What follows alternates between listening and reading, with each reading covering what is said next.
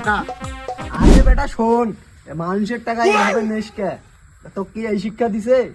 কারো মনে করে এটা অপারেশনেরও টাকা হতে পারে এবং কারো ইয়া হতে পারে, আরে বন্ধু, এবং গরিব অসহায়েরও টাকা হতে পারে। আর টাকা পকেটে ঢুকাচ্ছিস কেন আরে বেটা? আরে বেটা আরে শোন না রে, টাকাটা আবার তুই পকেটে ঢুকাচ্ছিস? তো কি এই না শিক্ষা রে, দিছে নাকি? না না, আমার টাকাটা আমার দে।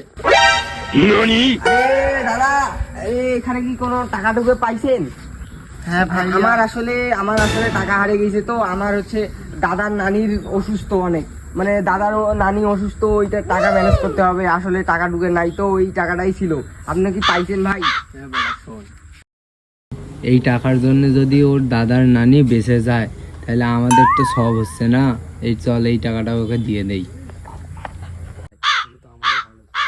আচ্ছা ভাই, আমার টাকাটা পাইছি, এই টাকাটা নেন, নুনের টাকা না হয় টাকাটা দিয়ে দিন।